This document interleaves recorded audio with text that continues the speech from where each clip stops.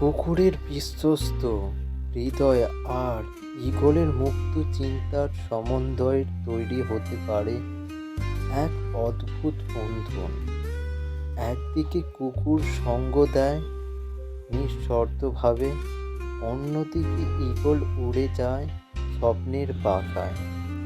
একে অপরের পরিপূরক, এরই নাম বন্ধু।